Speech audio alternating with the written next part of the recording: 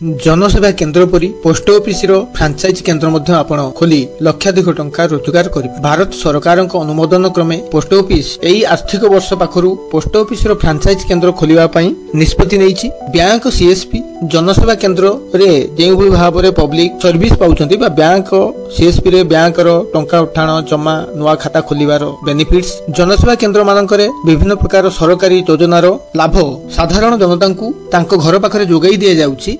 ठीक सेमिति post office रो franchise system द्वारा post office रे उपलब्ध विभिन्न प्रकार सरकारी योजना लोकमानक घर पाखरे जोगाई देबा पई भारत सरकार निष्पत्ति नेइछ। तेणु एई नुवा योजना रे आपण निजको शामिल करि परिबे बा निजे एई फ्रांचाइज केन्द्र खोली 50 रु 1 लाख टंका मध्यरे मासिक रोजगार मध्य आपण करि परिबे। तेणु आज रे एई वीडियो रे साई आइडियल टिप्स रे आमे आलोचना करिबा पोस्ट ऑफिस फ्रांचाइज योजना कोन, केउ माने फ्रांचाइज खोली परिबे, एई फ्रांचाइज रे की सेवा उपलब्ध अछि एवं फ्रांचाइज खोलिले आपण मासिक केते रोजगार करि परिबे डिटेल्स रे आमे डिस्कशन करिबा। ता पूर्वरु आपण मानको अनुरोध जदि साई आइडियल टिप्स को नुआ करि आसीथांती निश्चित भाबरे चैनल को लाइक करंतु, शेयर करंतु एवं सब्सक्राइब करंतु। वर्तमान देखिबा पोस्ट ऑफिस रो ए फ्रांचाइज योजना को पोस्ट ऑफिस तार फ्रांचाइज माध्यम रे पोस्ट ऑफिस रे थिया विभिन्न प्रकार सेवा लोकमानक पाखर उपलब्ध करिया पई ए योजनार मुख्य लक्ष्य। तेणु ए फ्रांचाइज योजना रे पोस्ट ऑफिस रे थिया विभिन्न प्रकार सेवा यथा चिठी पत्र पठेइबा पाखरु आरंभ करी अन्यान्य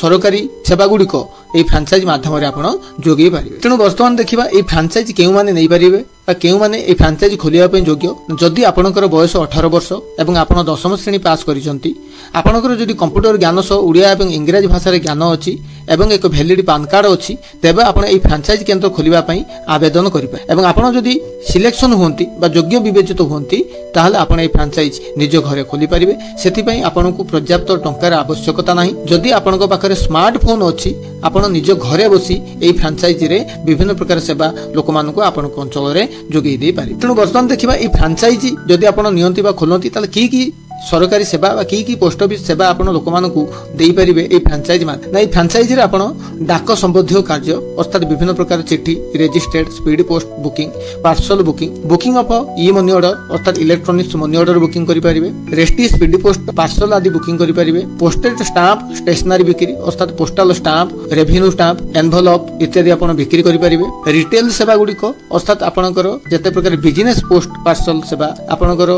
गंगा जल बिक्री पाखरु आरंभ करी राखी एनवेलप अन्य विभिन्न प्रकार पोस्ट ऑफिस द्वारा जो सब रिटेल सेवा गुड़िक भारत सरकार देइछंती से गुड़िक मध्य फ्रांचाइज द्वारा आपण करि परिबे। पीएलआई एजेंट भाबे काम करि परिबे अर्थात पोस्टल लाइफ इंश्योरेंस रो एजेंसी नै ए फ्रांचाइज द्वारा पीएलआई एजेंसी नै आपण काम करि परिबे अर्थात नुवा पोस्टल लाइफ इंश्योरेंस कलेक्शन करि परिबे, पोस्टल लाइफ इंश्योरेंस रो प्रीमियम आदाय करि परिबे। ता छोडा ई पोस्ट बिल पेमेंट एवं ई गवर्नेंस सेवा अर्थात विभिन्न प्रकार बिल्स पेमेंट तथा water bill payments, municipality bill payments, गाड़ी tax payments, EMI payments, mobile recharge, electric bill payment इत्यादि बिल पेमेंट्स मध्य आपण ए फ्रांचाइज द्वारा करि परिबे।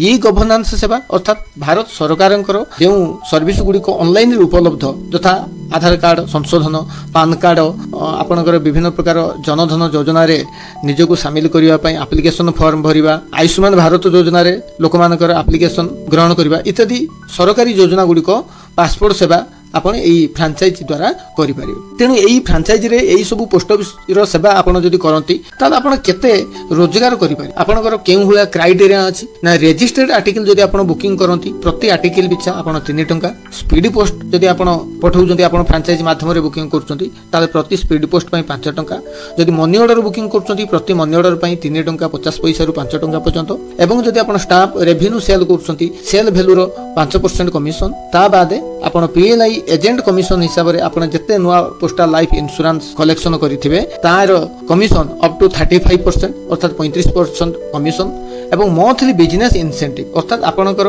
फ्रांचाइज को मासिक टार्गेट को जदि आपण पूर्ण करि दउचंती ताले सेति पई एक्स्ट्रा आपण को अप टू 40% पर्यंत इंसेंटिव मध्य मिलिबो। ता बादे आपण ई पोस्ट बिल्स पेमेंट्स एवं ई गवर्नेंस सेवा बा सरकारक द्वारा विभिन्न ऑनलाइन रो सुविधा लोकमान को जदि आपण फ्रांचाइज द्वारा पहुंचौचंती यथा आधार कार्ड, पैन कार्ड, पासपोर्ट सेवा, आयुष्मान भारत कार्ड इत्यादि एप्लिकेशन जदि आपण फ्रांचाइज द्वारा लोक भरुचंती ताले से सब सेवा बाबत को आपण मध्य 30% पर्यंत इंसेंटिव पाइ କରିପାରିବେ। ତେଣୁ ଏସବୁ କାମ ଯଦି ଆପଣ ଇମାନଦାର ସହକାରେ କରନ୍ତି ଏବଂ ଆପଣଙ୍କ ଲୋକାଲର ଲୋକମାନଙ୍କୁ ଯଦି ଆପଣ ଫ୍ରାଞ୍ଚାଇଜି ନେଇ ଆକୃଷ୍ଟ କରନ୍ତି ତାହେଲେ ଏହି ଯୋଜନାରେ ଆପଣ ନିଶ୍ଚିତ ଭାବରେ ପ୍ରତି ମାସ 50ରୁ 1 ଲକ୍ଷ ଟଙ୍କା ପର୍ଯ୍ୟନ୍ତ ଆପଣ ରୋଜଗାର କରିପାରିବେ। ତେଣୁ ପୋଷ୍ଟ ଅଫିସ ଭଳିଆ ଏକ ବ୍ରାଣ୍ଡ ସହିତ ନିଜକୁ ସାମିଲ କରନ୍ତୁ, ଡିଗ୍ନିଟିରେ ସହ ଆପଣ ସୋସାଇଟିରେ ବଞ୍ଚନ୍ତୁ ଏବଂ ଲୋକମାନଙ୍କୁ ଭାରତ ସରକାରଙ୍କର ବିଭିନ୍ନ ପ୍ରକାର ସରକାରୀ ଯୋଜନାକୁ ସେମାନଙ୍କ ଘର ପାଖରେ ପହଞ୍ଚାନ୍ତୁ। ଏଥିପାଇଁ ଆପଣଙ୍କର କେବଳ ଯଦି ସ୍ମାର୍ଟଫୋନ୍ ଅଛି, ସ୍ମାର୍ଟଫୋନ୍କୁ ଭଲ ଭାବରେ ଚଲାଇବା ଜାଣିଛନ୍ତି, ବିଭିନ୍ନ ପ୍ରକାର ଅନଲାଇନରେ ଇଣ୍ଟରନେଟ୍ ଆକ୍ସେସ୍ କରିକି ଯଦି କାମ କରିବା ଜାଣିଛନ୍ତି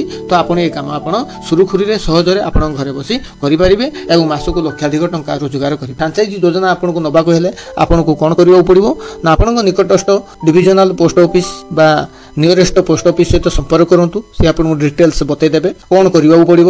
ଆପଣଙ୍କର ଆବଶ୍ୟକ ଡକୁମେଣ୍ଟ ଦାଖଲ କରନ୍ତୁ ଏବଂ ଫ୍ରାଞ୍ଚାଇଜି ନେବା ପାଇଁ ଯେଉଁ ଫର୍ମ ଅଛି ତାକୁ ପୂରଣ କରନ୍ତୁ। ଯୋଗ୍ୟତା ଆଧାରରେ ଆପଣଙ୍କର ଯାଞ୍ଚ ପରେ ଯଦି ଆପଣ ଚୟନ ଡିଭିଜନାଲ ହେଡ୍ ବା ସୁପରିଟେଣ୍ଡେଣ୍ଟ କରନ୍ତି ତାହେଲେ ଆପଣ ଫ୍ରାଞ୍ଚାଇଜି ଖୋଲିପାରିବେ ଏବଂ ଫ୍ରାଞ୍ଚାଇଜି ଖୋଲିବା ପୂର୍ବରୁ ଆପଣଙ୍କୁ ମିନିମମ୍ 10,000 ଟଙ୍କାର ଏକ ସିକ୍ୟୁରିଟି ବଣ୍ଡ ରାଶି ଆପଣଙ୍କୁ ପୋଷ୍ଟ ଅଫିସରେ ଡିପୋଜିଟ୍ କରିବାକୁ ପଡ଼ିବ ଏବଂ ଯେବେ ଆପଣ ଫ୍ରାଞ୍ଚାଇଜି ବନ୍ଦ କରିବେ ସେବେ ଆପଣଙ୍କର ଏହି ସିକ୍ୟୁରିଟି ମନି ପୋଷ୍ଟ ଅଫିସ ଆପଣଙ୍କୁ ରିଟର୍ଣ୍ଣ କରିଦେବ। ତେଣୁ ଏ ଏକ ସୁନ୍ଦର ପ୍ରକ୍ରିୟା ଭାରତ ସରକାରଙ୍କର ପୋଷ୍ଟ ଅଫିସର ଫ୍ରାଞ୍ଚାଇଜି ବା ଜନସେବା କେନ୍ଦ୍ର ଭଳି ପୋଷ୍ଟ ଅଫିସର ସୁବିଧା ଲୋକମାନେ ତାଙ୍କ ଘର ପାଖରେ ପାଇପାରିବେ। ତେଣୁ ଏ ପ୍ରକାର ଏକ ସରକାରୀ ଯୋଜନାରେ ନିଜକୁ ଅନ୍ତର୍ଭୁକ୍ତ କରନ୍ତୁ। ଏକ ଭାରତ ସରକାରଙ୍କର ଇଣ୍ଡିଆ ପୋଷ୍ଟ ବ୍ରାଣ୍ଡ ସହିତ ନିଜକୁ ସାମିଲ କରନ୍ତୁ ଏବଂ ନିଜେ ଫ୍ରାଞ୍ଚାଇଜି ଖୋଲି ଲକ୍ଷାଧିକ ଟଙ୍କା ରୋଜଗାର କରିବା ସହ ସମ୍ମାନର ସହ ବଞ୍ଚନ୍ତୁ। ଆଶା କରୁଛି ଆଜିର ଏହି ଭିଡ଼ିଓଟି ଆପଣମାନଙ୍କୁ ନିଶ୍ଚିତ ଭଲ ଲାଗିଥିବ। ଭିଡ଼ିଓଟି ଯଦି ଭଲ ଲାଗିଥାଏ ସାଇ ଆଇଡିଆଲ ଟିପ୍ସ ବହୁ ମାତ୍ରାରେ ଲାଇକ୍ କରନ୍ତୁ, ସେୟାର କରନ୍ତୁ ଏବଂ ସବସ୍କ୍ରାଇବ୍ କରନ୍ତୁ।